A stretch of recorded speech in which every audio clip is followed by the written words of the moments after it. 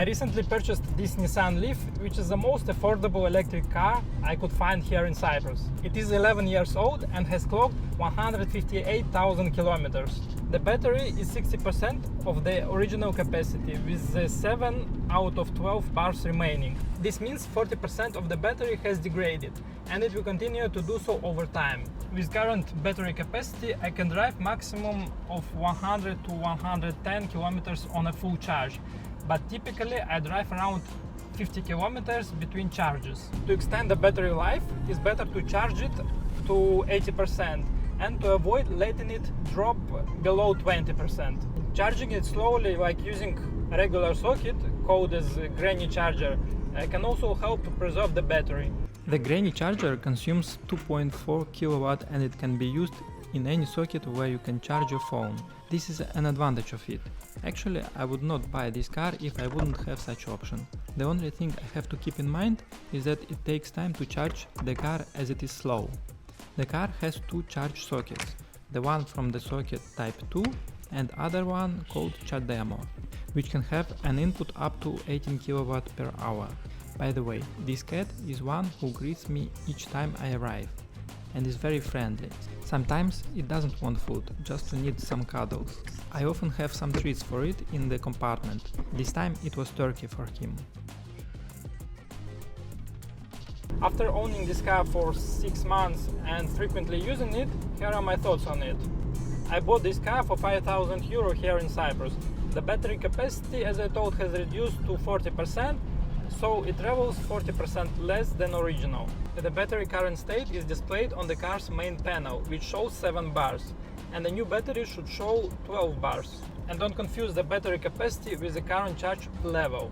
The charge level is indicated on another part of display and shows also 12 bars when fully charged. In this particular car, charging from 20% to 80% consumes around 6 kilowatt, and it gives me approximately 60 kilometers of range, which is about 10 kilometers per kilowatt. Electricity costs around 25 cents per kilowatt here in Cyprus, so it cost me around 3 euro per 100 kilometers, using approximately 11.7 kilowatts. Driving in the city with speeds up to 60 kilometers per hour in eco mode maximizes the range, but highway driving at 100 kilometers per hour and above will reduce the range significantly. I went on a highway to drive it with a speed more than 100 km per hour. Within 30 seconds it dropped from 88 to 86%. Considering the same driving conditions on highway, it will take 25 minutes to drain the battery, from 100% to 0%, with the average speed 110 km per hour. So in such conditions, the fully charged battery will be able to run for 45 km only. In the city in eco mode it would drive more than 100 km.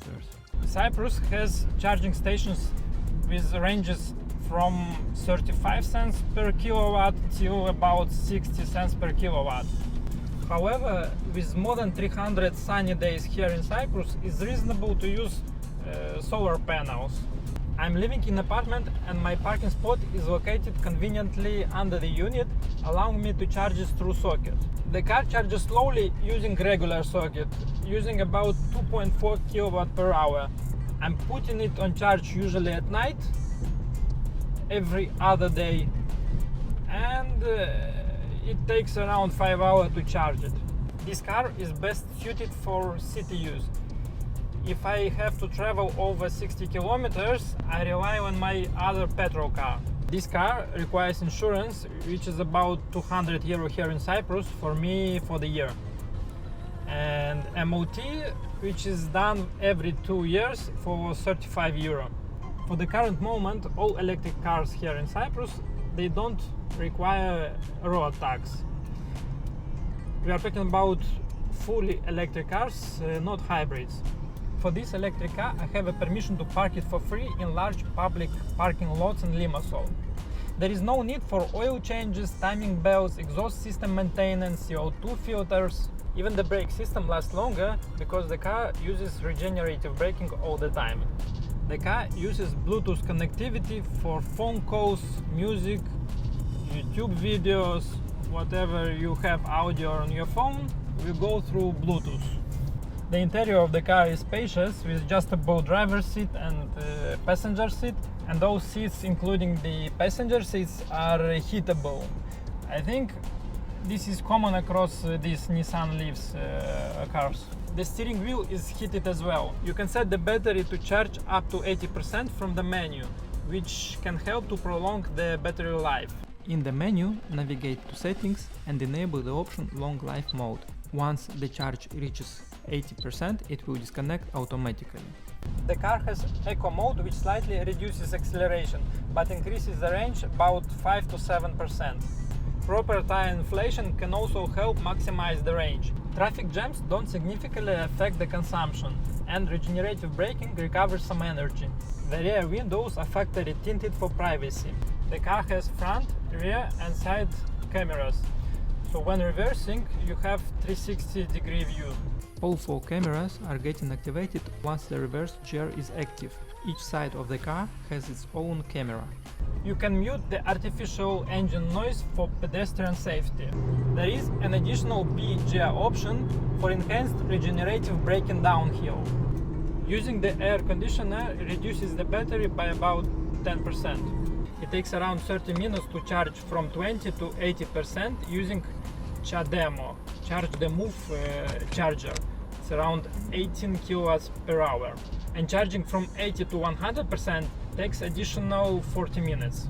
Charging from 20 to 100% using Granny charger, regular socket, will take around 5 hours. It's around 2.4 kilowatt per hour. If you're considering an electric car, the Nissan Leaf is a great secondary vehicle for short distances. However, you will still need a petrol car for longer trips. To extend the battery life, keep the charge between 20 to 80%. And to ride more distance, avoid accelerating and high speeds on highways like 100 kilometers per hour. If you are riding on highway, the battery will discharge considerably faster. This car saves me over €100 per month on fuel and the maintenance costs. And currently the battery is charged to 88%, and this bar is indicating how much level is there, the left side of the bar, this bar, how much the battery percentage is there right now is charged. And 97 kilometers is what is left for the car to drive in normal conditions, let's say so. Now I will remove Eco mode, and it will be more powerful on accelerations, but it also reduces, like Eco disappeared here, and 91 kilometer out of 96, like 5%, yes, 5 kilometers, 5% dropped when driving without Eco mode. And now if I will turn on AC, it's 81 kilometer left, let's say so.